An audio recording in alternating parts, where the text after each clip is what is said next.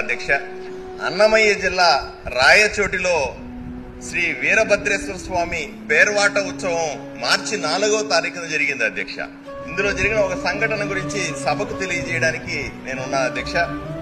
1300 సంవత్సరాల చరిత్ర ఉన్న ఆలయం అధ్యక్ష. తరతరాలుగా వస్తున్నటువంటి ఉత్సవం భజన సంకీర్తనలతో ఆనందోత్సాహాల మధ్య శోభాయాత్ర జరుగుతుంది మార్చి 4వ తారీఖున.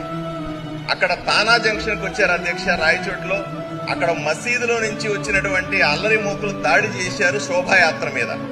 లాఠీ చార్జ్ చేసి పోలీసులు చెదరగొట్టారు. ఊరేగింపులో ఉన్న భక్తుల మీద కేసులు పెట్టారు పోలీసులు. అల్లరి మూకల మీద అయితే గొడవ చేశారని కేసు పెట్టారు. హిందూ భక్తుల మీద మాత్రం హత్యాయత్నం చేశారనే కేసు పెట్టడం జరిగింది అధ్యక్ష. అక్కడ ఎస్ఐ నరసింహారెడ్డి అనే వ్యక్తి ఎస్పీ గారికి ఒక కంప్లైంట్ రాస్తాడు అధ్యక్ష. ఆ కంప్లైంట్ లో ఆయన చెప్పేది ఏంటంటే, ఊరేగింపులో ఉన్నటువంటి హిందూ భక్తులు జై శ్రీరామ్ అనే నినాదాలు చేశారు అని చెప్తాడు.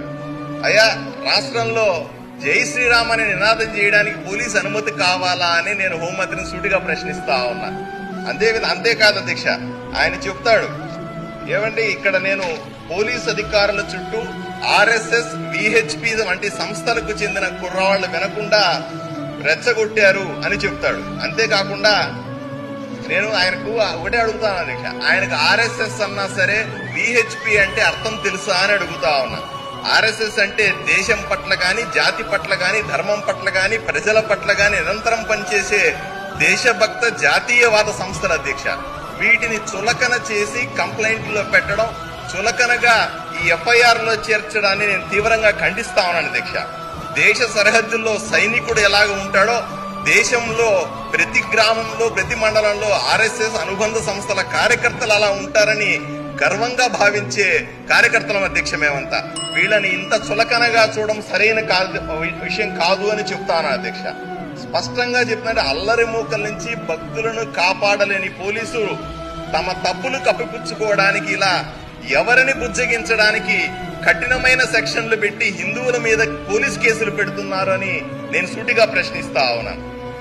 ఇటువంటి సంఘటనలు రాష్ట్ర ప్రభుత్వానికి చెడ్డ పేరు తెచ్చే అవకాశం ఉంది అధ్యక్ష. ఎవరు ఇటువంటి అల్లరి మూకలని ప్రోత్సహిస్తున్నారు, ఎవరి నాయకత్వంలో ఇవన్నీ జరుగుతున్నాయని కనుక్కొని వీటిని కఠినంగా శిక్షించాల్సిన అవసరం ఎంతైనా ఉందని చెప్తా. ఎందుకంటే ఇటువంటి సంఘటనల మీద ప్రభుత్వం తక్షణమే కఠినంగా వ్యవహరించాలని మీ ద్వారా కోరుకుంటున్నాను అధ్యక్ష. నమస్కారం.